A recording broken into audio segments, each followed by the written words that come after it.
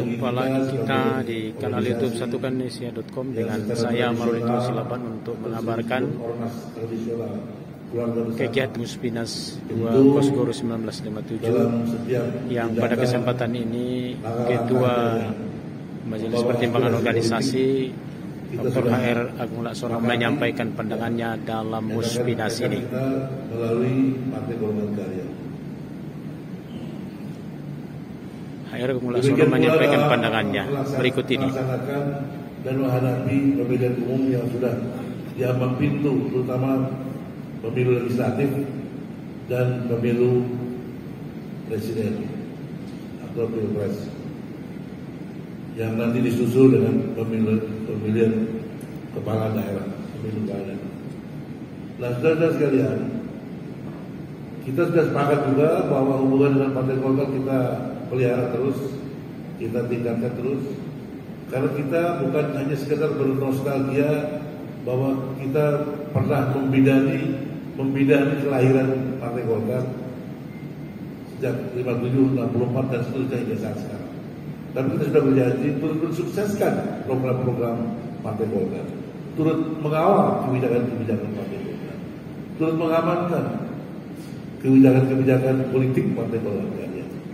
Bahkan kita juga diberi kesempatan ikut serta dalam mengolah kebijakan tersebut di DPP Partai Golkar, demikian juga semestinya di daerah-daerah. Jadi karena itu kita harus mempersiapkan diri sebagai salah satu sumber kader. Jangan disalahkan pada Partai Golkar kalau Partai Golkar tidak bisa menempatkan kader-kader Kosgoro karena kita tidak mampu menyodorkan, tidak mampu memberikan, tidak mampu mengusung, tidak mampu menyerahkan atau memberikan kader yang terbaik bagi bangsa dan negara.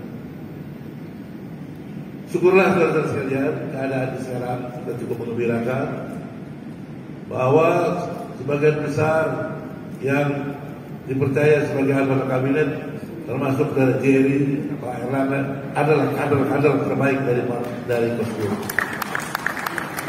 Ada Pak Zain Amali, kemudian juga Tito. Jadi saudara sekalian, ini harus diperhatikan. Saya juga bergembira bahwa dapat laporan dari 77 dapil seluruh Indonesia DPR RI, 77. Dari 77 itu hanya 9 yang kosong Kosgoronya. Jadi hampir 90% kader Kosgoro turut mengisi caleg-caleg DPR. Tinggal bagaimana ke depan para caleg tersebut mampu meraih simpati masyarakat, mampu menggalang masyarakat dengan berbagai metodologi yang sudah berpengalaman. Ketika kami di era Orde Baru yang lalu, dan sampai sekarang menurut saya masih valid ya. Penggalangan tiada hari tanpa penggalangan, istilah itu muncul. Apalagi sekarang sudah tinggal 77 hari lagi, waktunya sudah semakin dekat. Tiada hari tanpa penggalangan. Jadi saudara sekalian, kita berharap bahwa kader kita yang sudah masuk dalam daftar calon tetap agar nanti menjadi calon jadi, insya Allah. Betul tidak saudara sekalian? Jangan calon tetap kemudian menjadi tetap calon, tapi calon jadi. Jadi calon sementara, calon tetap, calon jadi betulan.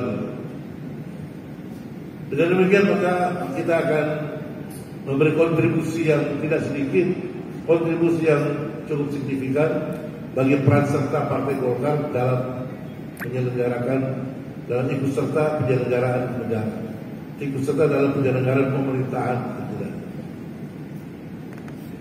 lewat jalur legislatif dan eksekutif. Oleh karena itu saudara sekalian, saya mengapresiasi adanya Rapimnas seluruh agenda-agenda organisasi ini perlu dijalankan.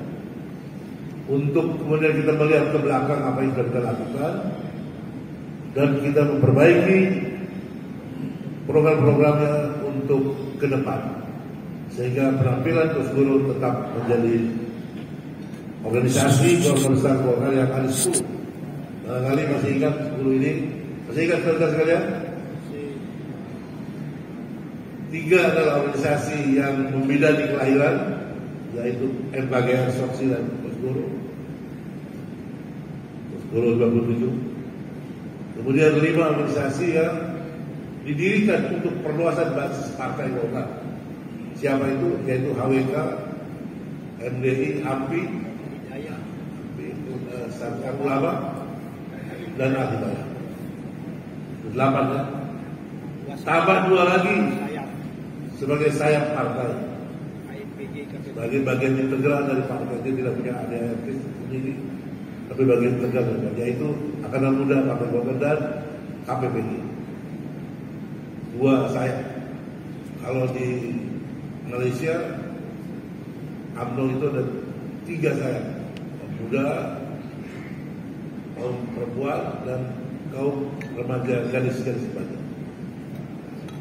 Jadi saya kira itu semua dalam rangka memperluas basis partai dan tidak menyalahi undang-undang yang masing-masing. Kita juga tentu berbagai variasi.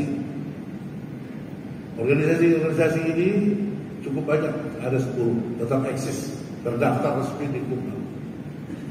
Tidak semua partai punya aset seperti kita, tidak semua. Apalagi partai yang baru kemarin dan sebagainya. Jadi sebetulnya kalau kita bisa kembali merebut kemenangan di 2024 dengan sungguh-sungguh, pasti bisa kita lakukan. Karena kita memang kurang fokus dan lain sebagainya, bisa kesempatan peluang itu tidak dilakukan. Dengan tidak bermaksud kita melihat ke belakang. Misalnya saja pemilihan presiden dan wakil presiden. Karena ini adalah sistem yang sudah sedemikian rupa. Ada presidensial threshold 20%, sehingga kita tidak bisa sendiri. Dan ini tidak bisa kita salahkan negara, tidak bisa kita salahkan undang-undangnya. Ya kita sendiri, kenapa kita tidak mampu 20%? Padahal kalau mampu ya mampu, tidak usah berkoalisi. Ya, kalau tidak, mau tidak mau berkoalisi.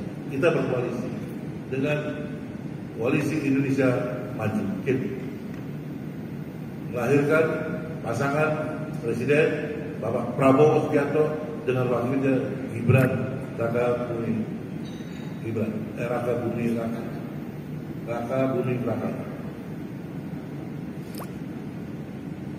Jadi ini saudara sekalian, sebuah tantangan kita ke depan. Ini sudah diputuskan, kita tidak boleh mengepalai belakang. Kita harus maju dan kita harus menangkan sebuah tenaga pasangan ini sebagai calon presiden dari yang diusung oleh KIM, dimasuk di dalamnya adalah Partai Golkar. Kita harus menangkan. Jadi kita jiwa besar dan terus bertembak kanan. Tapi ini tantangan. Kalau lihat dari peluangnya besar, mau yang dari unsur muda ada. Peluang kita adalah kita merupakan salah satu bagian dari yang mengusung pasangan Prabowo dan Gibran. Di dalam pemilu legislatif kita ada peluang juga yang cukup terbuka peluang. Apalagi kalau dari berbagai hasil survei sudah mulai ada kejenuhan kepada kekuasaan yang sudah lebih dari 20 tahun. Jadi ini peluang bagi sang fajar yang berwarna kuning. Manfaatkanlah sepenuhnya. Dan saudara sekalian, yang berikutnya yang saya sampaikan adalah segala upaya kita, segala program kita, segala rencana kita itu hanya bisa disukseskan apabila kita sendiri yang melaksanakan, bekerjasama dengan berbagai pihak juga.